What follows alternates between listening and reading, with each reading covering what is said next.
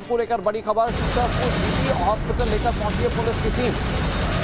GT hospital में इस वक्त शूटर्स का मेडिकल जारी है। 2 शूटर्स गिरफ्तार किए गए थे। इस वारदात को अंजाम देने के बाद शूटर्स फरार होने की फिराक में थे और इस दौरान उन्हें पकड़ लिया गया था और आज उनका मेडिकल करवाया जा रहा है। इसके बाद उन्हें कोर्ट में पेश किया जाएगा। किला कोर्ट में शूटर्स को पेश किया जाना है और जाहिर बात है कि पुलिस की ओर से रिमांड की मांग की जाएगी और कई अनसुलझे सवाल, कई ऐसे सवाल जिसका जवाब अब तक इस हत्याकांड में नहीं मिल पाया है, उनके जवाब तलाशने की कोशिश की जाएगी। इसका एक बहुत बड़ा पहलू यह है कि लॉरेंस बिश्नोई ने इस हत्याकांड की जिम्मेदारी ले ली, लेकिन किरदार कितने हैं इस हत्याकांड के पीछे और जो जिम्मेदारी ले रहा है उसके खिलाफ पुलिस प्रशासन की ओर से क्या कदम उठाया जाना, ये बहुत सारे सवाल हैं जिनका जवाब आने वाले वक्त में मिलेगा। लेकिन इस वक्त का सबसे बड़ा अपडेट यह है कि शूटर्स का इस वक्त मेडिकल जारी है और उसके बाद उन्हें किला कोर्ट में पेश किया जाएगा। इस पर ज्यादा जानकारी के साथ हमारे 2 सहयोगी जुड़ गए। हमारे साथ नीलेश शुक्ला जुड़ गए किला कोर्ट मुंबई से और हमारे साथ अतुल जुड़ गए इस पर ज्यादा जानकारी के साथ बाबा सिद्दीकी के घर से। मैं सबसे पहले नीलेश आप ही का रुख करता हूं। यहाँ मेडिकल चल रहा है और उसके बाद शूटर्स को कोर्ट में पेश किया जाएगा। क्या जानकारी उसे लेकर कितने दिन की रिमांड मांग सकती है पुलिस?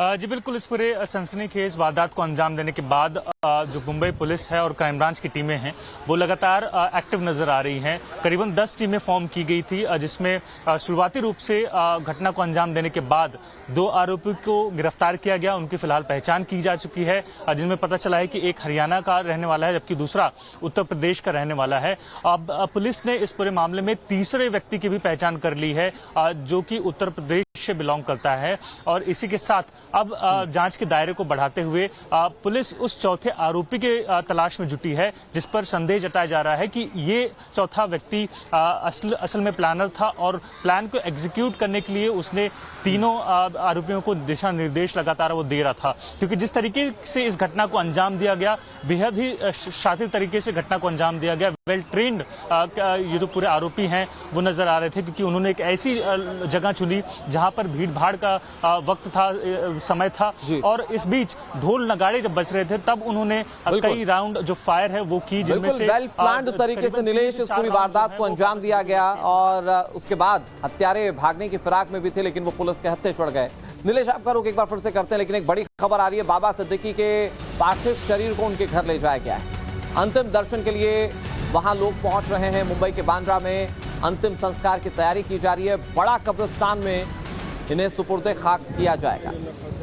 बाबा सिद्दीकी एक जाने माने नेता, बॉलीवुड की हस्तियों से उनके अच्छे संबंध, करीबी संबंध और कुछ लोग तो ये कह रहे हैं कि सलमान खान से करीबियत थी और इसी के चलते लॉरेंस बिश्नोई गैंग उनके पीछे पड़ा था और इसी हत्या की जिम्मेदारी लॉरेंस बिश्नोई गैंग ले भी रहा है।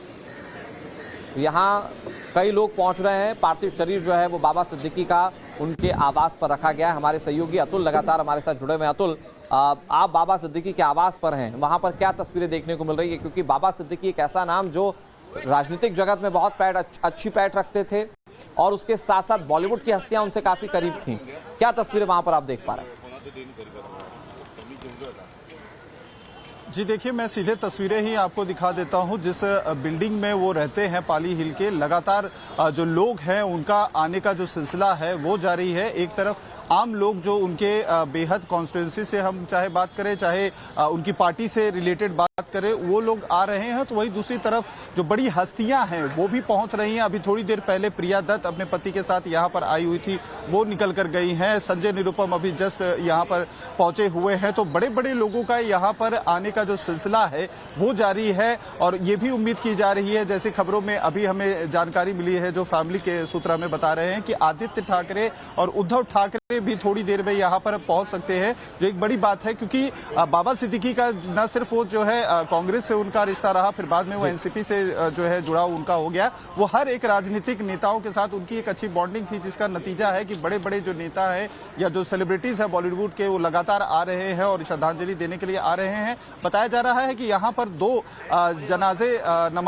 नमाज से जनाजा पढ़ा जाएगा। एक जो यहाँ पर अभी बांद्रा के पाली हिल का जो घर है वहां पर पढ़ा जाएगा और दूसरा बड़ा कब्रिस्तान जो मरीन लाइंस में है वहां पर अदा की जाएगी। और इसमें इस दौरान जब उनका पार्थिव शरीर उनके घर से, बंगले से, जो बिल्डिंग फ्लैट है वहां से जब बाहर निकलेगा तो कुछ देर के लिए जो लोग कंधा देना चाहते हैं, फैमिली मेंबर्स हो या जो करीबी रिलेटिव्स हो, वो कुछ देर दूरी तक उनको लेकर जाएंगे और उसके बाद एम्बुलेंस में जो है पार्थिव शरीर को रखा जाएगा और फिर उसके बाद बड़ा कब्रिस्तान में वहां पर लेकर जाया जाएगा। ये भी बताया जा रहा है चूंकि राजकीय सम्मान के साथ उन्हें सुपुर्दे खाक किया जाएगा तो वहां पर भी जो खास तौर पर रिचुअल्स है उसके साथ साथ जो आखिरी उनको सलामी है एनसीपी के नेता हैं और अजीत पवार गुट के वो अभी हाल फिलहाल में ज्वाइन हुए नेता हैं और ऐसे में उन्हें राजकीय सम्मान के साथ अंतिम विदाई की बात सामने आ रही है। मैं आपका रुख एक बार फिर से करता हूं अतुल, एक बड़ी खबर आ रही है सिद्दीकी हत्याकांड से जुड़ी एक और बड़ी खबर। बहराइच के रहने वाले हैं सिद्दीकी हत्याकांड के 2 शूटर्स। इस बात का खुलासा बहराइच की एसपी वृंदा शुक्ला ने किया है।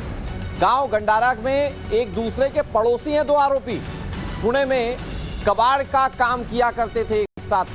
इनका नाम शिव कुमार और धर्मराज है। इससे पहले खबर सामने आ चुकी थी जो 2 शूटर पकड़े गए उनमें से एक हरियाणा का था और दूसरा उत्तर प्रदेश का था। अब तीनों शूटर्स के बारे में जानकारी आ चुकी है। एक शूटर हरियाणा का था, 2 शूटर उत्तर प्रदेश के थे और जो 2 शूटर हैं जो उत्तर प्रदेश के हैं ये बहराइच के रहने वाले, आसपास के रहने वाले लोग हैं और साथ काम किया करते थे महाराष्ट्र में। कबाड़ का काम इनका था। दोनों शूटर्स की उम्र आप जानेंगे तो हैरत में पड़ जाएंगे। दोनों शूटर की उम्र जो है वो 18 से 20 साल है और अब तक इनका कोई क्रिमिनल रिकॉर्ड नहीं मिल पाया है। ये बड़ी बातें इस हत्याकांड के बाद सामने आ रही हैं। और अब मैं आपको बहुत जल्दी से उन तीनों शूटर्स को दिखाता हूं जिन 2 शूटर्स को गिरफ्तार किया गया और एक की तलाश की जा रही है। मैं आपको बताता हूं, देखिए तीनों शूटर यहां, ये पहला शूटर शिव कुमार और इस शूटर शिव कुमार के बारे में कहा जाता है कि ये वो व्यक्ति है जो दोनों को डिराइव कर रहा था, कैसे हत्याकांड को अंजाम देना है, कब गोली मारनी है, कब वहां से फरार होना है, वो सारी चीजें वो पहला शूटर शिव कुमार कर रहा था। अब उसके बाद दूसरा शूटर ये गुरमेल सिंह, ये जो शूटर है ये हरियाणा का रहने वाला है और इसे उसी वक्त मौका वारदात से कुछ दूरी पर पकड़ लिया गया था। और तीसरा शूटर ये धर्मराज कश्यप, ये दोनों बहुत अच्छे मित्र हैं, साथ काम किया करते थे, बहराइच के रहने वाले हैं और महाराष्ट्र में जाकर काम किया करते थे और इन्होंने इस वारदात को अंजाम दिया। बड़ी बात ये, दोनों की उम्र जो है वो 18 से 20 साल बताई जा रही है। अब मैं आपको कुछ और जानकारियां अब देता हूं। ये आरोपियों की कुंडली है। देखिए शूटर नंबर 1, इसका नाम है गुरमेल सिंह। हत्या के बाद से ये गिरफ्तार कर लिया गया। ये भागने की कोशिश में था लेकिन गिरफ्तार कर लिया गया। इसके बारे में जानकारी ये कि हरियाणा का रहने वाला था, हरियाणा के कैथल का ये निवासी है और इसने वारदात को अंजाम दिया। इसका पुराना क्रिमिनल रिकॉर्ड है, यानी कि इससे पहले भी ये आपराधिक गतिविधियों में शामिल हो चुका है। लेकिन एक बहुत बड़ा सवाल ये कि बाकी के 2 शूटर के संपर्क में कैसे आया, इसको लेकर भी पुलिस तफ्तीश कर रही है और वो जानकारी टाइम्स नाम नवभारत आपको सबसे पहले बताएगा। शूटर नंबर 2 धर्मराज कश्यप, ये भी गिरफ्तार हो गया था। हत्या के बाद ये भागने की कोशिश में था, गिरफ्तार हो गया। ये उत्तर प्रदेश के बहराइच का रहने वाला है, जो जानकारी निकलकर सामने आई। बहराइच का निवासी है, तो यहाँ की एसपी ने इस बात को कंफर्म कर दिया है। पुराना क्रिमिनल रिकॉर्ड इसका अब तक नहीं मिला, इसकी उम्र भी कम बताई जा रही है। और तीसरा शूटर जो पहले दूसरे नंबर के और तीसरे नंबर के शूटर, ये बहुत अच्छे मित्र बताए जाते हैं। शूटर नंबर 3 शिव कुमार, इसका वारदात के बाद से फरार है, इसकी तलाश लगातार जारी है और कहा जा रहा है कि यही मास्टरमाइंड है, यही डिराइव कर रहा था सारी चीजों को। ये भी उत्तर प्रदेश का रहने वाला है और ये शख्स भी बहराइच का ही रहने वाला है। आसपास में रहने वाले ये दोनों शूटर और इस तक पहुंचने की कोशिश कर रही है पुलिस। अब तक हालांकि इसका कोई पुराना क्रिमिनल रिकॉर्ड नहीं मिला है। क्राइम कुंडली इसकी जरूर खंगाली जा रही है कि अगर कोई पुराना क्रिमिनल रिकॉर्ड है तो उस आधार पर इसके खिलाफ कार्रवाई आगे और होगी। इन सब के बीच में बड़ी खबर यह कि लॉरेंस बिश्नोई गैंग ने हत्या की जिम्मेदारी ले ली है। सबसे पहले टाइम्स नाम नवभारत ने आपको इस खबर को लेकर जानकारी दी थी और सिद्दीकी हत्याकांड से जुड़ी इस वक्त की सबसे बड़ी खबर, लॉरेंस बिश्नोई गैंग ने इस वारदात की जिम्मेदारी ले ली है। सोशल मीडिया पर पोस्ट करके लॉरेंस बिश्नोई गैंग ने यह जिम्मेदारी ली। वो हम आपको तस्वीरें दिखा रहे हैं, वो सोशल मीडिया प्लेटफॉर्म पर किया गया पोस्ट जिसका स्क्रीनशॉट हम आपको दिखा रहे हैं। और ये शुभू लोंकार नाम की ये आईडी है जिस पर ये लिखा गया है। इस पर बहुत बड़ा कंटेंट लिखा गया है, लेकिन मैं आपको बताता हूं वो चीज जो सबसे ज्यादा इंपॉर्टेंट है, जिस चीज को आपको हाईलाइट करके देखना चाहिए। इसमें क्या लिखा गया है? इसमें यह लिखा गया है कि लॉरेंस बिश्नोई गैंग की ओर से यह वारदात को अंजाम दिया गया। जो सबसे इंपॉर्टेंट बात, जो भी सलमान खान और दाऊद गैंग की हेल्प करेगा, अपना हिसाब किताब लगा के रखना, ये बहुत इंपॉर्टेंट चीज है। क्योंकि सलमान खान एक ऐसी शख्सियत है जिन्होंने बॉलीवुड में कई लोगों की मदद की। तो क्या सबके पीछे ये गैंग ऐसा ही पड़ा रहेगा? ये बहुत बड़ा सवाल है। लेकिन आप देखिए कि किस तरह से सोशल मीडिया प्लेटफॉर्म पर बाकायदा एक पोस्ट लिखकर जानकारी दी गई है। बड़ी बात ये क्या है? बड़ी बात यह है कि जितनी भी हत्याएं होती हैं जिसमें लॉरेंस गैंग शामिल होता है, मोडस ऑपरेंडी यही है। पहले रेकी की जाती है, हत्या की वारदात को अंजाम दिया जाता है, उसके बाद अपना मैसेज कन्वे करने का तरीका ये होता है गैंग का, जो आप इस वक्त टीवी स्क्रीन पर देख रहे हैं। यहां पर सलमान खान को लेकर यह कहा गया है कि जितने भी करीबी हैं सलमान खान के, वो अपना हिसाब लगाकर रखें। बाबा सिद्दीकी और सलमान खान की दोस्ती किसी से छिपी नहीं, और ऐसे में ये आशंका पहले भी थी कि बाबा सिद्दीकी को इसलिए मारा गया होगा कि उनकी करीबियत है सलमान खान से, और पोस्ट में इसी बात का दावा किया गया है। इधर सिद्दीकी मर्डर मामले में लॉरेंस से पूछताछ की जाएगी। बड़ी खबर हम आपको बताएं, जेल में बंद लॉरेंस बिश्नोई से एजेंसी पूछताछ करेंगी। ये बड़ी खबर सामने आ रही है। पूछताछ के लिए लीगल एडवाइस ली जा रही है, क्योंकि इस वक्त लॉरेंस बिश्नोई जेल में बंद है और उससे पूछताछ की जाएगी, तो एजेंसीज को उस पर लीगल रेमेडीज को देखना होगा। ये बड़ी जानकारी हम आपको दे रहे हैं। लॉरेंस बिश्नोई गैंग की ओर से यह दावा किया जा रहा है कि मर्डर के पीछे उनका हाथ है। शूटर्स का दावा है हम लॉरेंस गैंग से जुड़े हुए हैं, तो मतलब दो तरफा एक्सेप्टेंस हो चुकी है, और बहुत जल्द हो सकता है कि लॉरेंस बिश्नोई से इस बारे में पूछताछ हो।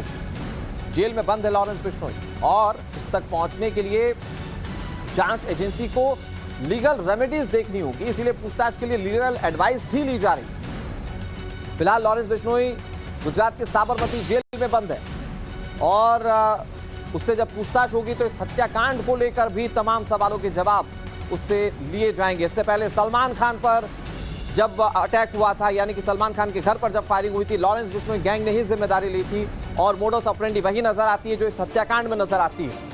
ऐसे में अब इन तमाम मामलों को लेकर लॉरेंस बिश्नोई से पूछताछ की तैयारी है। इधर शूटर नंबर 1 के घर पर टाइम्स नाउ नवभारत की टीम पहुंच चुकी है।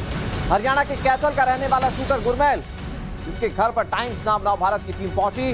नवभारत के कैमरे पर शूटर नंबर 1 का घर, और शूटर्स के घर पहुंचने वाला पहला चैनल टाइम्स नाउ नवभारत। ये देखिए शूटर के घर की तस्वीर। सूत्रों के हवाले से खबर यह आ रही थी कि शूटर्स ने पहले ही एडवांस पेमेंट ले लिया था, लेकिन वो कैसे घर से ताल्लुकात रखते हैं और घर वाले क्या कहने इस हत्याकांड के बाद, जरा देखिए। गुरमेल की क्या लगते हो? दादी। अच्छा, कब से गुरमेल यहाँ रहता है या नहीं रहता? गुरमेल ना तो रहता 3-4 महीने हो गए ना। अच्छा, पूरा नहीं आया। कहाँ गया था? मन्ना के बेरा काटा गया, मन्ना को सब बता का गया था। अच्छा, 5 में तो घर भी थी, अड़ंगा गेरन जा रही थी। मन्ना तो पता नहीं काटा तो गया था, काटा ना कर ना मार दौरा फोन, ना मार दौरा करते ना माम करते। अब आप कब से रह रहे हो यहाँ? हाँ, यहाँ कब से रह रहे हो आप? कितने दिन हो गए आपको आए को यहाँ? कितने दिन से? अफसोस के साथ ये बात कहना पड़ता है कि मुंबई की पुलिस जो अपने प्रोफेशनलिज्म के लिए पूरे भारत में मशहूर है, वहाँ पर इस तरह की हत्याएं हो रही हैं। तो इससे एक बात मालूम होती है कि वहाँ की शिंदे और फडणवीस की सरकार के पास कोई पॉलिटिकल विल नहीं है। वो पुलिस को बंद करके रखे हैं, उनको काम करना नहीं दे रहे। और तीसरा ये है कि उनको सिर्फ इलेक्शन की फ़िक्र है। महाराष्ट्र और मुंबई में जो आम जनता है, उनकी सेफ्टी का उनको ना कोई पासो लिहाज है, ना उसका कोई प्रोग्राम है उनके पास। और एक 3 मरतबा के मिले और जो ख़ुद उनकी पार्टी के अलायंस में है, आप उसकी हत्या कर दी जाती है, जिसम में 3-3 गोलियां मारी जाती हैं। तो ये बड़ा ही दर्दनाक, अफसोसनाक और शिंदे और बीजेपी सरकार की सरासर नाकामी है ये। और इससे एक पैगाम मिलता है कि वहाँ पर कोई भी सुरक्षित नहीं है। आप ये दूसरी हत्या हो गई है उनके अलायंस के पार्टनर की, जब आप अपने ही गुट के लोगों को नहीं बचा पा रहे हैं। और मालूम ही हो रहा है कि मरहूम एक्स MLA साहब ने, बाबा सिद्दीकी साहब ने लिखकर भी दिया था कि उनको थ्रेट है, तो उसके बावजूद भी उनको कोई सिक्योरिटी नहीं प्रोवाइड करे। तो ये कंप्लीट पॉलिटिकल फेलियर है, लॉ एंड ऑर्डर का फेलियर है, और ये बहुत बड़ी कॉन्स्पिरेसी है। और मुझे नहीं लगता कि वहाँ की मौजूदा सरकार इस कॉन्स्पिरेसी को अनरेवल करना चाहेगी या कर सकेगी। सर, चुनाव होने हैं सूबे में, क्या उसके ताल्लुक से आपको कुछ दिख रहा है कि नहीं? इसको एक आदमी की तो जान चले गई, एक उनकी दोनों औलादें, उनका बाप, उनका बेटा और उनकी बेटी अपने वालिद से महरूम हो चुके हैं, वो यतीम हो गए हैं। तो आप चुनाव से ज़्यादा यह है कि वहाँ की सरकार ने पुलिस को कमज़ोर करके रख दिया, ख़ास तौर से मुंबई की पुलिस को, जो उनका प्रोफेशनलिज्म एक मशहूर था। वहाँ का इंटेलिजेंस का नेटवर्क लगता है कि बिल्कुल ख़त्म होकर रह गया। और चुनाव के सामने, ऐन चुनाव के सामने इस तरह की हत्या एक सीनियर लीडर की होती है तो यकीनन इसका जनता इसका खमियाजा वहाँ की सरकार को भुगतना पड़ेगा। मगर अफसोस ये है कि खमियाजा आम जनता भुगत रही है कि उनको सिर्फ पॉलिटिकल मैनिपुलेशन, जोड़ तोड़ की राजनीति से शिंदे और फडणवीस की सरकार को मतलब है। वो अपनी जान को बचाने की फ़िक्र में है। उनको इस बात की फ़िक्र नहीं है कि वहाँ की जनता, वहाँ के लोग कितना अपने आप को अनसेफ महसूस करते हैं। तो यकीनन ये जनता, महाराष्ट्र की जनता इनको सबक सिखाएगी, क्योंकि इस तरह दिन कोई गाड़ी के करीब आकर 3-3 गोलियां चला देता है बाबा सिद्दीकी के ऊपर। और उन्होंने हालिया दिनों में मालूम हो रहा है कि उन्होंने लिखकर भी दिया था कि उनकी सिक्योरिटी में इजाफा किया जाए। तो ये मुंबई के लिए जो भारत का एक फाइनेंशियल कैपिटल है, ये मैसेजिंग जो हो रही है बहुत गलत मैसेजिंग जा रहा है और इसकी पूरी जिम्मेदारी मेरी नज़र में वहाँ की सरकार पर आयद होती है। और यकीनन ये आने वाले चुनाव में लॉ एंड ऑर्डर का मसला और इनका सेलेक्टिव क़ानून का इस्तेमाल या फिर आंखें बंद कर लेना उन लोगों के ख़िलाफ़ जो क़ानून अपने हाथ में लेते हैं, जो गाली देते हैं, जो हिंसा की बात करते हैं, जो धर्म संसद करके गाली देते हैं, कोई सरकार कोई काम ही नहीं कर रही, सिर्फ अपनी चमड़ी बचाने के लिए काम कर रहे हैं। तो यही हालात पैदा होने वाले हैं महाराष्ट्र में और इसका खमियाजा भुगतना पड़ेगा विधानसभा के चुनाव में। It is a very saddening and very disheartening to hear. तो असदुद्दीन अवैसी को आप सुन रहे थे, जिन्होंने सिद्दीकी हत्याकांड पर इसे पूरी तरह से सरकार का फेलियर बताया। इन सब के बीच महाराष्ट्र के उप मुख्यमंत्री देवेंद्र फडणवीस का बयान सामने आया। उन्होंने कहा कि सिद्दीकी हत्याकांड में कई सुराग मिल रहे हैं, कुछ जांच के एंगल भी सामने हैं और कस्टडी के बाद पुलिस आगे की जानकारी को जुटाएगी। उप मुख्यमंत्री देवेंद्र फडणवीस ने ये तमाम बड़ी बातें कही हैं। उनकी ओर से कहा जा रहा है कि लगातार इस पर सबूत मिलने का सिलसिला जारी है, कुछ नए एंगल्स भी सामने आए हैं और इस पर मुंबई पुलिस इन्वेस्टिगेट कर रही है।